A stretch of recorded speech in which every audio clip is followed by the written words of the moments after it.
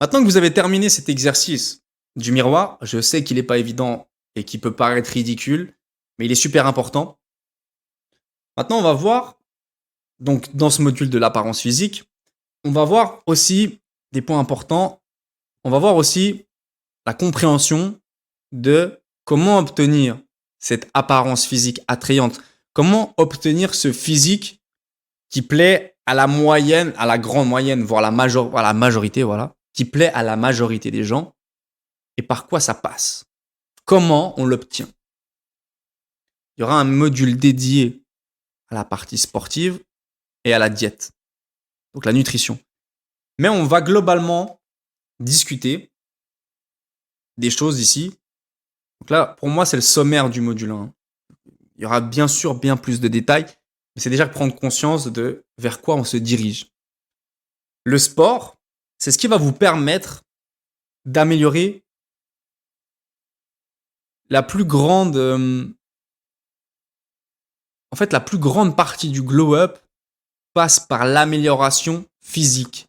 Et qui dit amélioration physique dit forcément une meilleure diète, une meilleure nutrition. Donc ça va ensemble tout simplement. C'est impossible de faire l'un sans l'autre.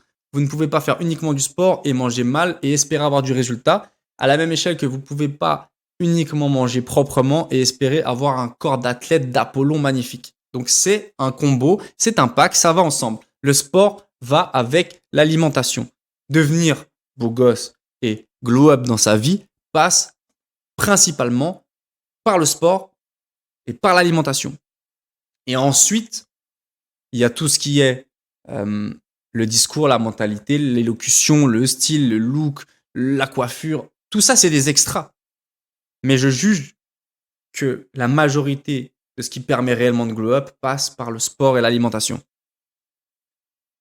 Ceci étant dit, j'aimerais faire un parallèle sur ce qui vous détruit quotidiennement, qui vous permettra à l'inverse pas de glow up, mais plutôt de glow down, de tout simplement vous détruire. Et on parle même pas uniquement de la santé. On parle de tout ce que ça détruit autour de vous, que ce soit vous-même, votre apparence, vos relations et évidemment votre santé. C'est un tout. Donc il y a une énorme culture de l'autodestruction. C'est un truc qu'il faut comprendre.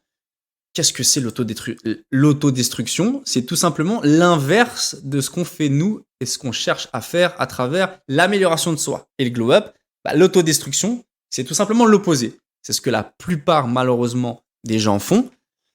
Et donc la majorité des gens préfèrent s'autodétruire quotidiennement que de s'améliorer quotidiennement.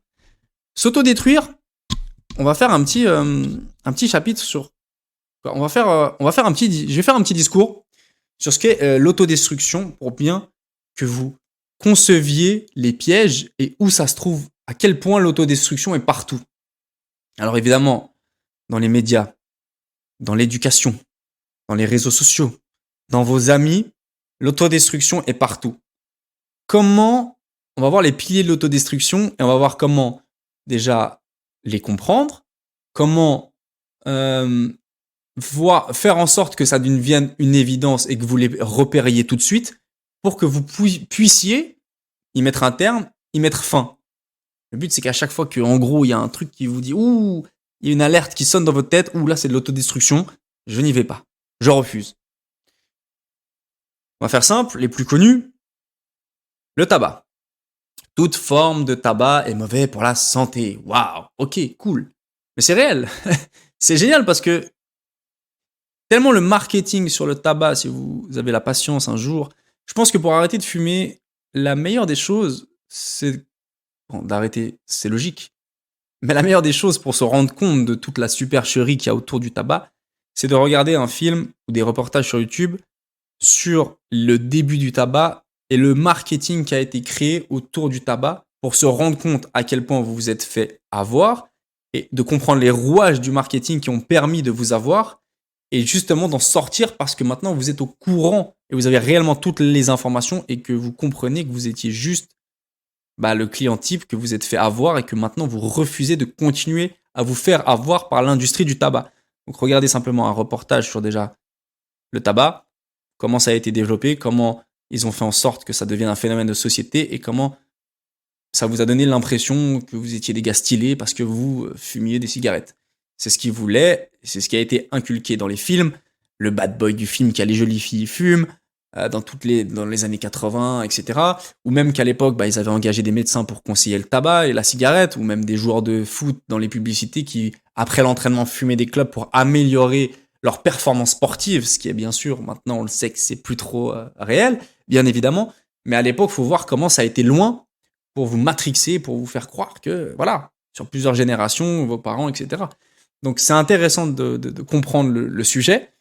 Et tout simplement, le tabac, sous toute forme, ça peut être la chicha du coin, ça peut être le cigare, ça peut être la cigarette, ça peut être la vape USB, là, ce grand truc à la mode maintenant, une sorte de chicha électronique jetable. Bref, toute forme d'addiction au tabac est mauvaise pour la santé. À part le phénomène de santé qu'on sait tous que c'est mauvais, forcément vous puez des doigts, vous puez de la bouche, vous avez les dents jaunes.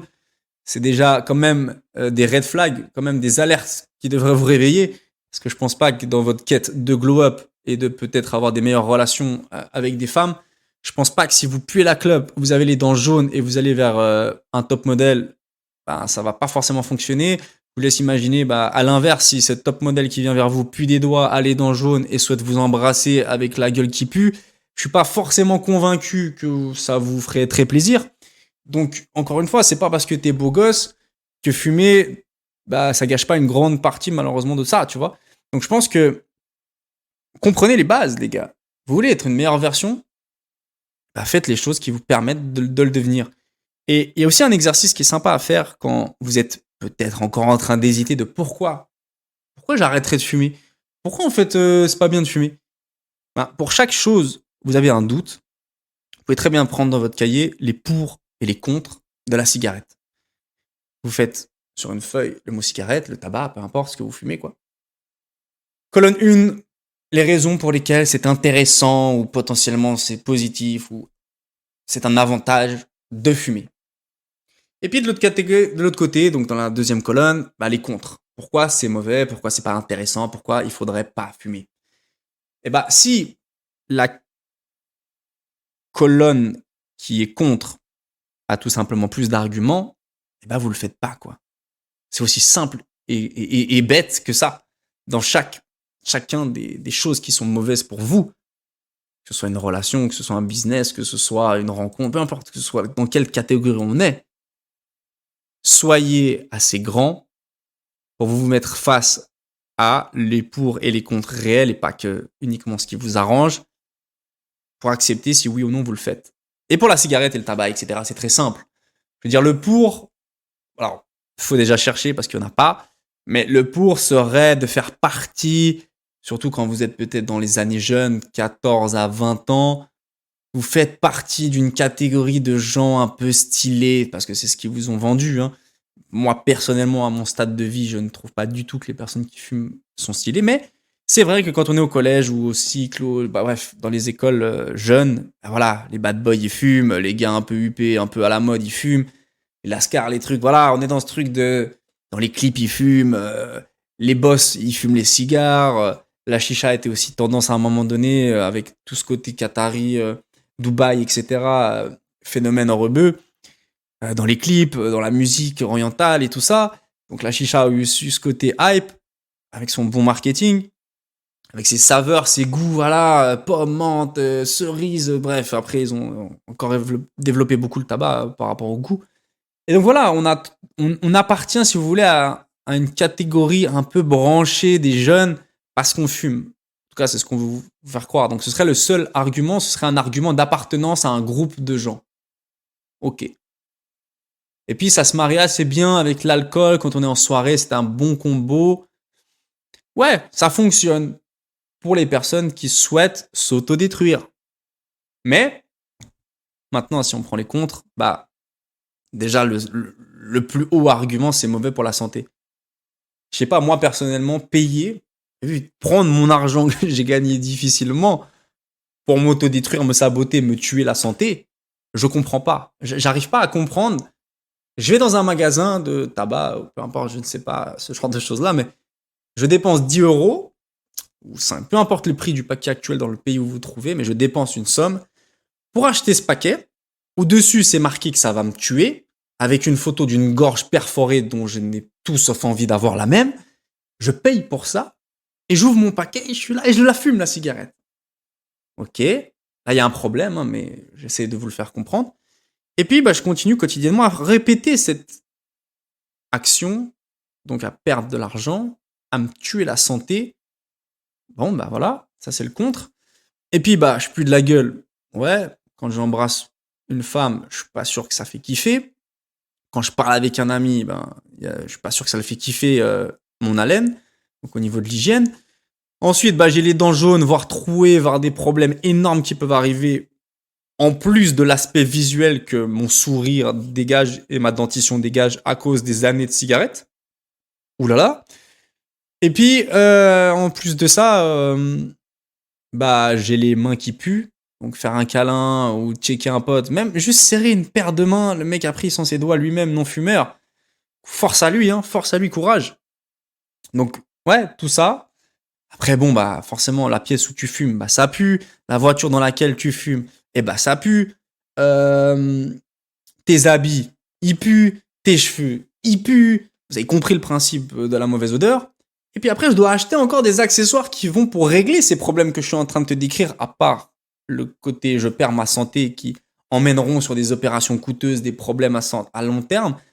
À court terme, je dois déjà, mes habits puent, je dois faire la lessive.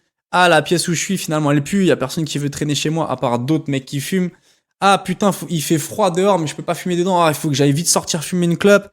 Du coup, je peux pas être focus sur ma tâche parce que je suis focus sur le fait d'aller fumer. Ou bien je peux pas faire tel truc à telle heure parce qu'en fait, j'ai besoin d'une pause clope de 5 minutes. Ou là, ça fait un moment que je suis pas bien. Ah ouais, parce que je dois aller fumer. Bon, c'est quand même négatif, ça m'empêche de faire plein de choses. Ça m'empêche d'aller dans plein d'endroits, ça m'empêche d'être focus et tranquille dans un déplacement. Peu importe, là, on commence vraiment à creuser trop profondément. Mais je voulais juste que l'exercice soit clair pour vous. Mettez les pour et les contre, des éléments sur lesquels vous avez des doutes. Et si les éléments, il y a trop de contre, arrêtez-les tout simplement. Voilà. Donc l'alcool, c'est le second motif d'autodestruction numéro 1 sur la planète, qui est légal en plus. Ne pensez pas que tout ce qui est légal est bon pour vous, c'est du business. On va pas rentrer dans les Illuminati, les grandes sociétés et rentrer dans tous ces phénomènes. Mais il faut comprendre un truc, le business ne veut pas votre bien. Le business, c'est faire le plus grand chiffre possible, que ce soit dans les produits pharmaceutiques, que ce soit dans la nourriture, que ce soit dans l'alcool, le fast-food, etc. Le but en tant que business, en tant qu'entreprise, c'est de réduire les coûts de production des produits, donc d'obtenir les produits à un moindre coût et de vous les vendre le plus cher possible. La santé, on s'en moque. Le but, c'est de faire de l'oseille, c'est coter en bourse, c'est faire du business, c'est des multinationales. On s'en fout de votre bien-être et de votre santé, mais ça, c'est la base. Comprenez ça, les gars, il n'y a personne qui veut votre bien. Tout le monde veut prendre votre argent et tout le monde ne veut pas votre bien. Simple. Donc l'alcool, si on prend les pour et les contre en très rapide, le pour, c'est quoi? Ça vous met dans un effet un peu secondaire, un peu marrant, un peu délirant, un peu divertissant. Vous avez un peu une plus grosse paire de couilles parce que vous êtes un peu plus en perte de contrôle de vous. Donc vous avez un peu l'impression d'être quelqu'un d'autre. Vous gagné un peu en confiance en vous quand vous êtes bourré. Vous faites potentiellement des choses que vous ne feriez pas si vous aviez pas bu. Donc peut-être aller vers cette fille, j'osais pas, mais maintenant que je suis bourré, j'en ai plus rien à foutre, j'y vais. Peut-être que ça, j'aurais pas osé le faire, mais je l'ai fait parce que j'étais bourré et machin. Bon, qu'est-ce qu'on voit ici? Ouais, j'ai osé aller sur la piste de danse, j'aimais pas forcément la musique, mais vu que j'étais bourré, je me suis lâché. Ok, on voit que vous avez un gain de confiance éphémère, à court terme, grâce à un produit. Pour résumer, est-ce qu'on pourrait pas trouver une façon saine, intelligente et sur le long terme d'obtenir cette même confiance sans un produit qui est mauvais pour votre santé, sans un produit qui est payant et qui vous détruit et sur lequel, en général, vous faites plus d'erreurs que de bonnes choses. Parce que oui, si on boit 3 verres, on maîtrise à peu près la situation, on gagne un peu en confiance et on a encore des chances parce qu'on bégaye pas trop quand on parle à une meuf, on pue pas trop de la gueule et on gère encore à peu près ses mouvements. Cool. Mais la plupart des gens, ils s'arrêtent pas à 3 verres. C'est là que ça commence les problèmes. tu perds ton téléphone, tu t'embrouilles avec l'autre, tu te rappelles plus où t'as mis ça, tu fais un acte. Bon, après, il y a encore tous les problèmes d'accident au volant, alcool au volant, voiture, machin. J'ai vomi. Le lendemain, ma journée, elle est explosée. J'ai dû rester au lit. J'ai la gueule de bois. Je suis mal. Je suis pas bien. Je suis malade pour 3 jours. Ça m'a niqué mon emploi du temps. J'arrive pas à m'en remettre. Bref. Vous connaissez, tous ceux qui connaissent l'alcool savent de quoi je parle. Ah putain, mais ce matin, la meuf, elle était pas aussi fraîche que hier soir. Mais j'étais bourré, tu sais. J'ai pas trop vu. Cool. Et puis au final, t'as fait des enfants à une meuf que tu trouves dégueulasse et parce que t'étais bourré, t'as pas mis de capote et bon, bref. Hein. L'alcool, les gars. L'alcool, c'est sombre. Vous vous rendez même pas compte. En plus de tous les problèmes que vous pouvez créer entre les bagarres, l'alcool au volant, tuer des autres personnes à cause de ça, etc. L'alcool, ça sert à rien. Ça vous sert à vous donner à peu près confiance et, un point important, ça vous permet de potentiellement sortir de votre vie de merde. Hein, c'est ce que les gens utilisent en général le week-end pour s'évader, comme l'usage de drogue qui vient juste après. L'alcool, c'est le même principe. Ma semaine était pourrie, alors je me pète le crâne ce week-end, j'oublie tout, tout va bien. Bah non les gars, rien ne va. Du coup, je substitue mon mal-être avec des produits qui me donnent l'impression à court terme, sur un petit moment, d'être bien. Mais lundi, c'est la même merde, ça recommence et je suis toujours pas bien, donc ça fonctionne pas. Nous, le but recherché, c'est de faire fonctionner un bien-être à l'intérieur, à l'extérieur, dans notre esprit et dans notre corps, sur le long terme. Donc l'alcool, le tabac, la malbouffe, la fast-food, la drogue, ça ne fonctionne pas sur le long terme pour nous. C'est une illusion. On va pas se faire avoir. On va chercher des choses réelles qui permettent de nous rendre mieux au quotidien et heureux. Donc encore une fois, l'alcool n'est pas la solution à votre... Encore une fois, l'alcool n'est pas la solution à votre manque de confiance. On va travailler sur nous grâce au sport et à la nutrition et à notre mindset pour gagner en confiance en nous sur le long terme et à réellement devenir une personne qui a confiance, pas à devenir une personne qui a confiance uniquement quand elle est bourrée. Voilà. Drogue, pareil, hein, on fait court, mais là, il n'y a même pas besoin de faire le pour et le contre. Je vous fais une anecdote. Mon meilleur ami, avec qui j'ai grandi, avec qui j'ai fait les 400 coups, avec qui même j'ai commencé le sport, avec qui j'ai fait des tonnes de bêtises, de conneries, est décédée de la drogue. Et même si, quand bien même elle ne serait pas décédée de la drogue, je serais contre. Je serais contre parce que la drogue n'apporte rien. Elle est à un niveau au-dessus de l'alcool concernant la possibilité de vous évader de votre vie qui ne vous plaît pas. Mais venez les gars, on améliore notre vie et on construit une vie qui nous plaît. Comme ça, on évite les pièges, on évite tout ce qui est cette thématique de l'autodestruction.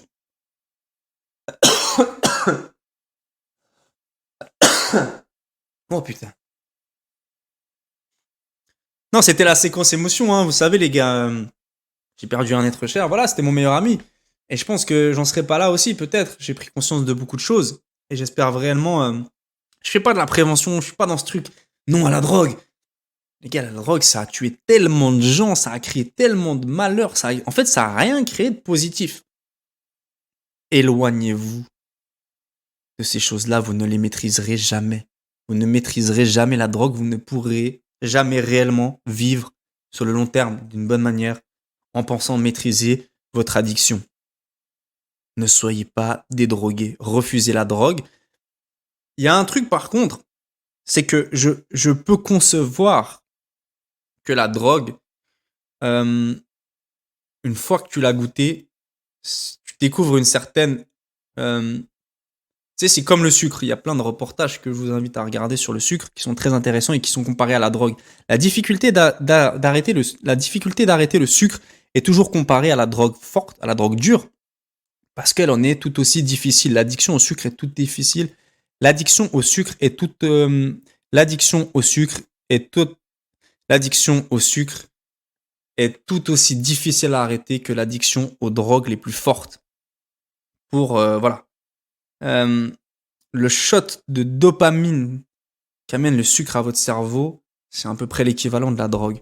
Et donc, je comprends totalement les drogués, malheureusement, qui ont commencé. Il faut jamais commencer déjà, parce que vous pensez toujours que vous pouvez arrêter, vous pensez toujours que vous êtes maître de vous, Mais une fois que vous commencez à rentrer dans ce cercle, vous n'arrivez pas à en sortir.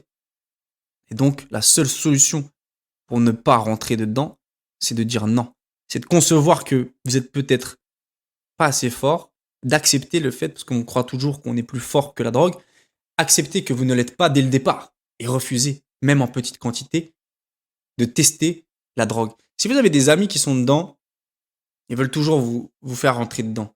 Parce qu'ils veulent pas être les seuls dans leur misère. C'est valable pour toute problématique. Les gens veulent toujours se jeter avec vous. Donc, refusez ça.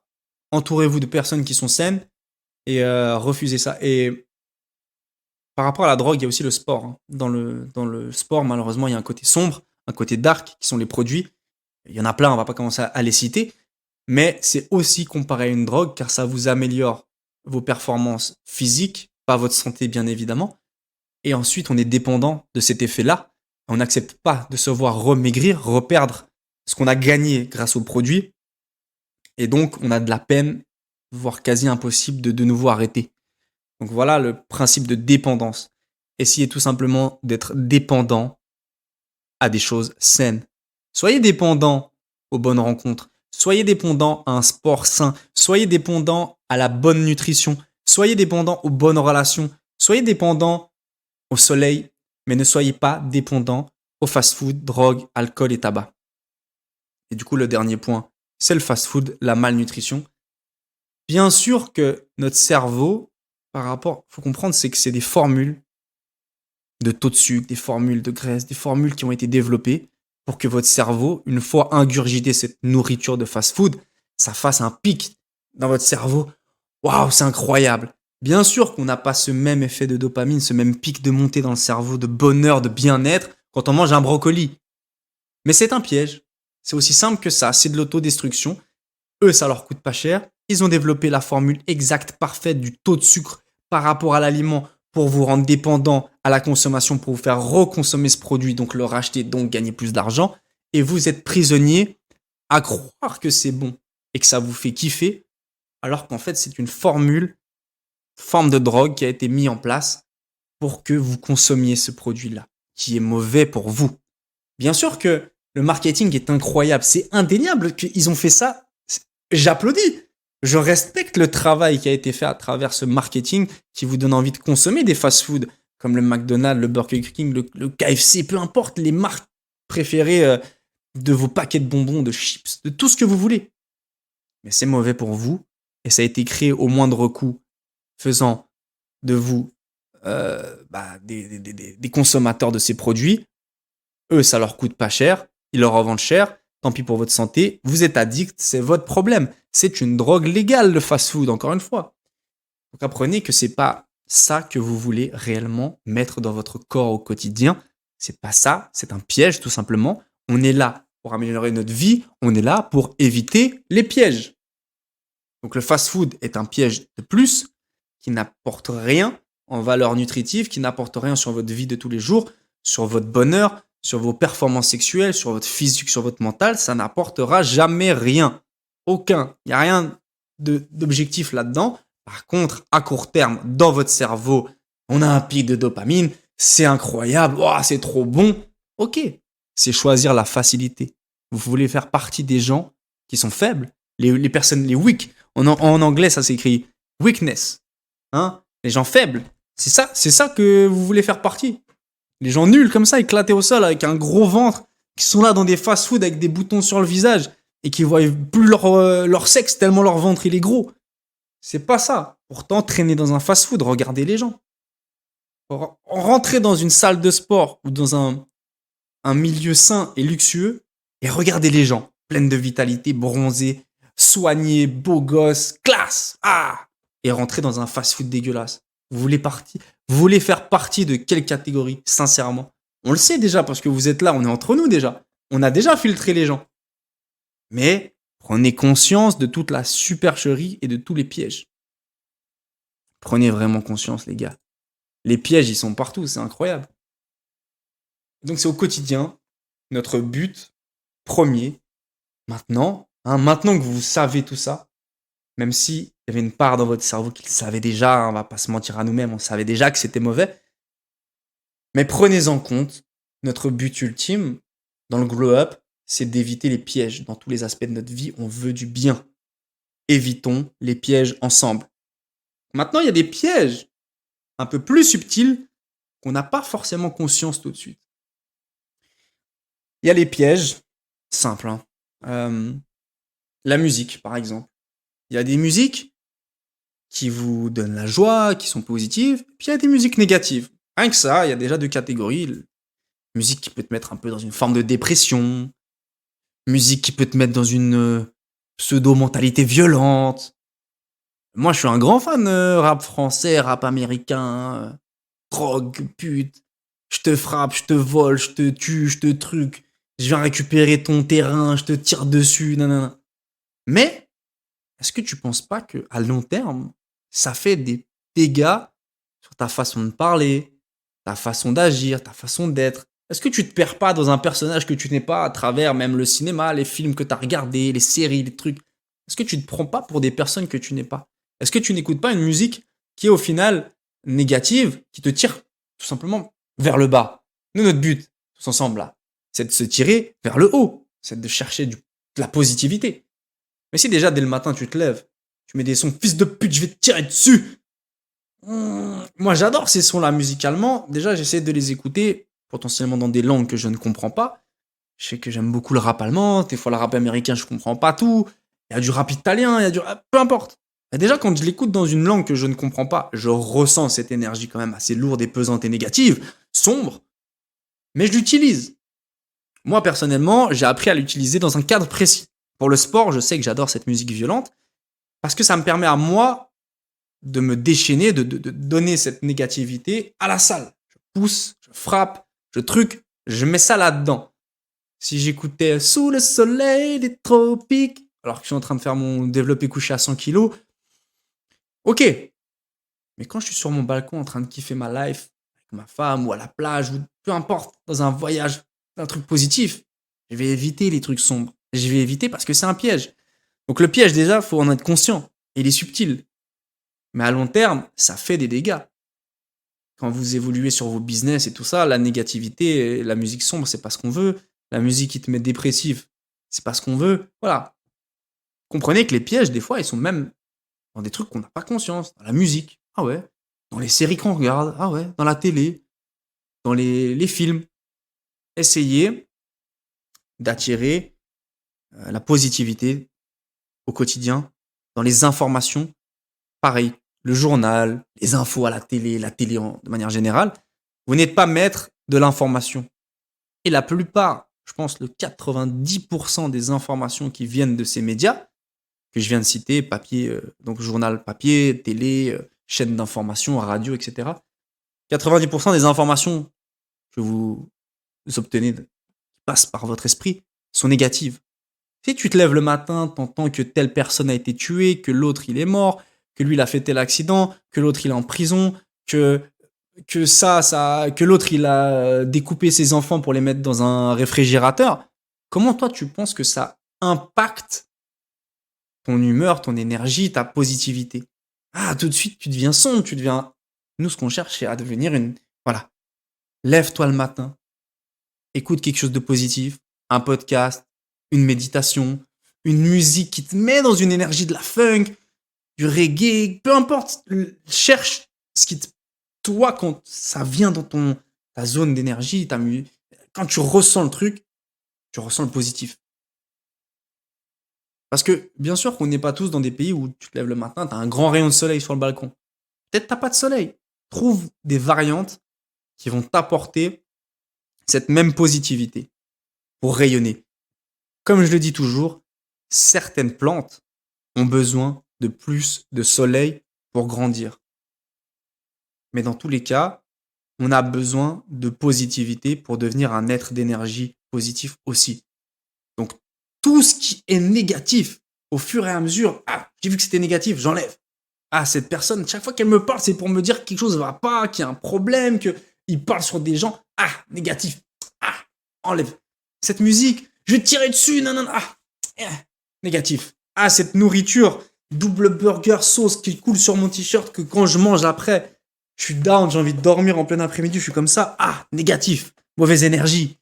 Ah, sortir en boîte complètement bourré. Après, je m'embrouille à la sortie avec un mec qui est aussi bourré que moi, on se connaît même pas. Ah, négativité. On enlève toute la négativité, on se crée un monde positif. Tout ce qui rentre. Imaginez, vous avez créé un cercle comme ça. Tout ce qui rentre dans votre cercle, c'est positif. Sinon, ça rentre pas. Ça reste dehors, ça reste à l'entrée. Ça, c'est super important. Créez-vous ce cercle de protection positif où tout ce qui rentre à l'intérieur de votre demeure, hein, cette demeure-là, c'est positif pour vous. Les actions sont tout ce qui est là, ça rentre, c'est positif. Si tu apportes pas quelque chose de joyeux, ne rentre pas chez moi. Si tu n'apportes pas une bonne nouvelle, ne rentre pas chez moi. D'accord? Donc j'espère que ça vous a permis de prendre conscience de toute la négativité. Et un exemple simple. Je sais que parmi vous, vous n'êtes pas tous libres, pas tous entrepreneurs, vous avez peut-être un taf qui ne vous plaît pas. Ok. C'est une partie de vous, il faut l'accepter ou il faut l'améliorer. Soit vous la refusez, commencez à essayer de réfléchir à comment devenir libre, à monter un business, bon, ce que je vous souhaite bien évidemment.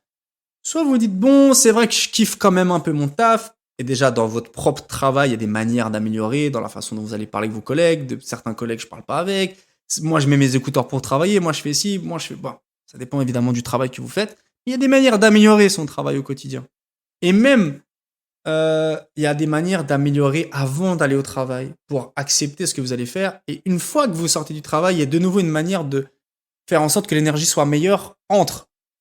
Parce que si vous êtes négatif avant d'aller au travail, que au travail c'est négatif, et que dès que vous sortez du travail, vous faites encore une action négative qui vous amène vers le bas, ah ouais, vous allez couler comme le Titanic.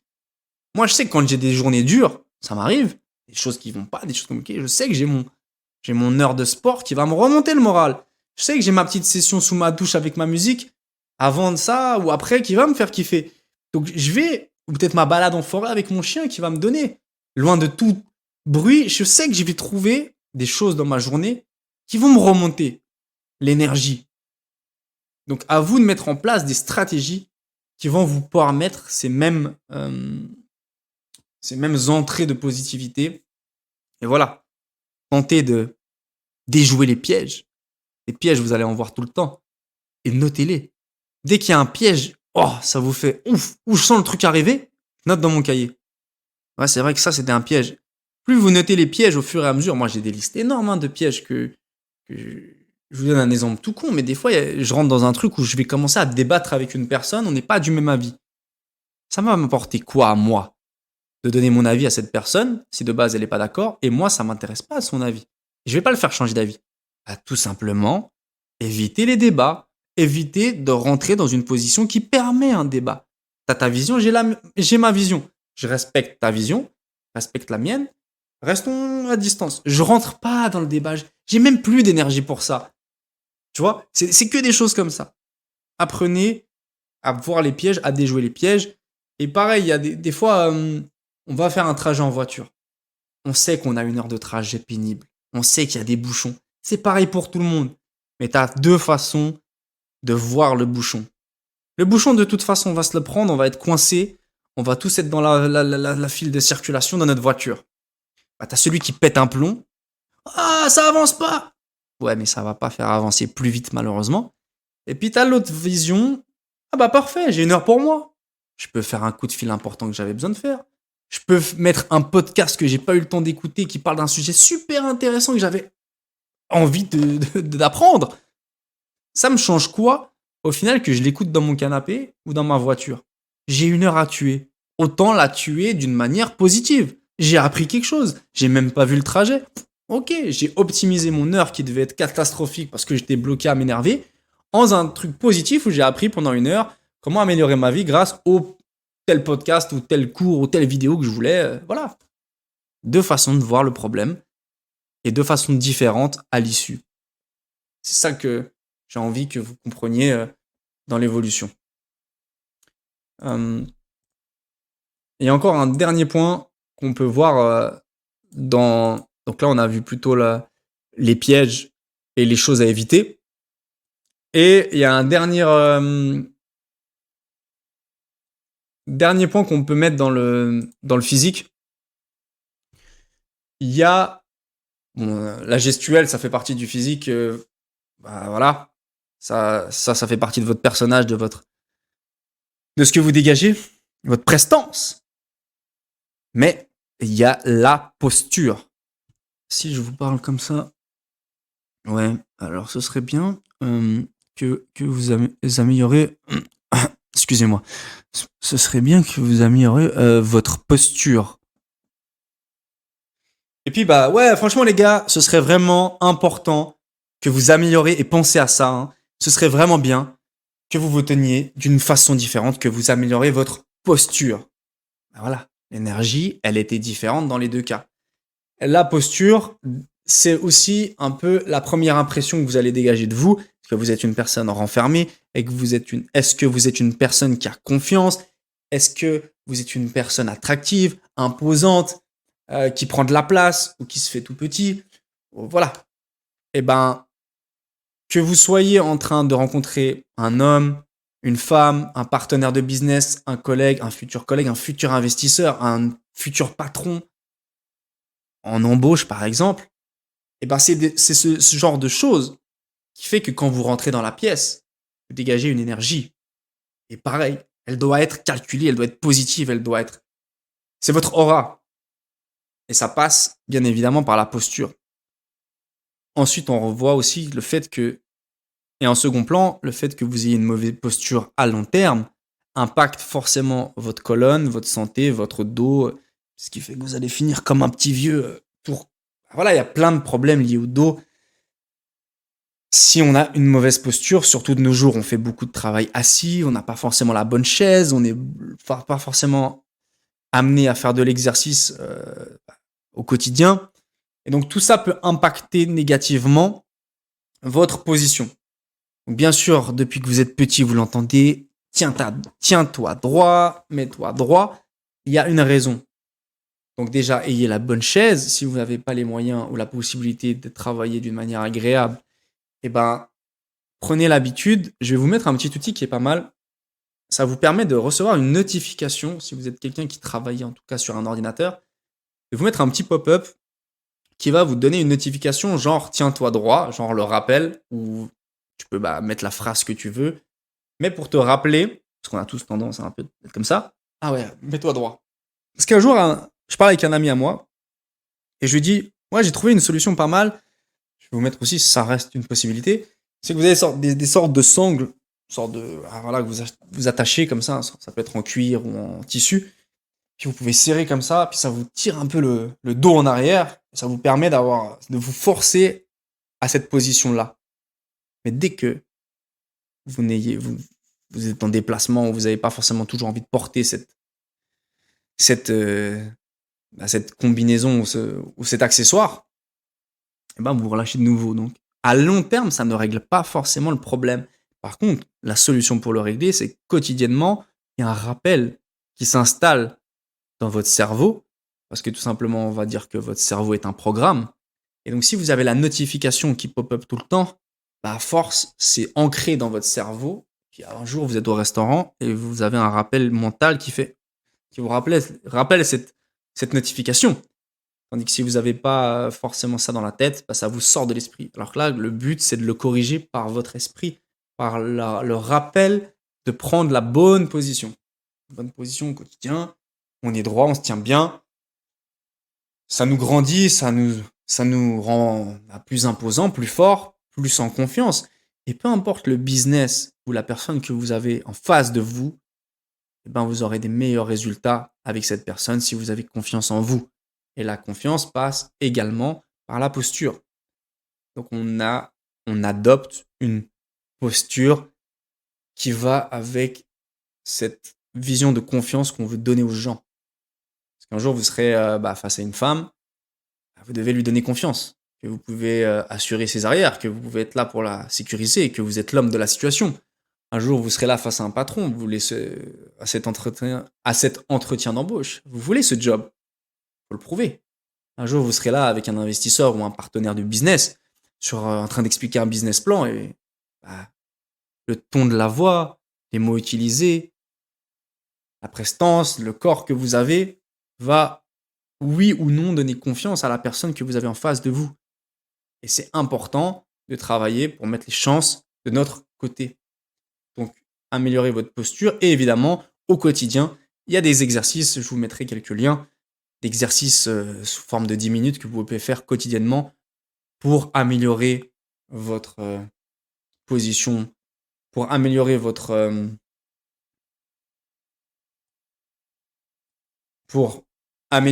posture. Et voilà, se tenir bien. C'est bon pour le dos de faire quelques exercices, peut-être d'étirement quand vous travaillez toute la journée, ou après le sport, etc.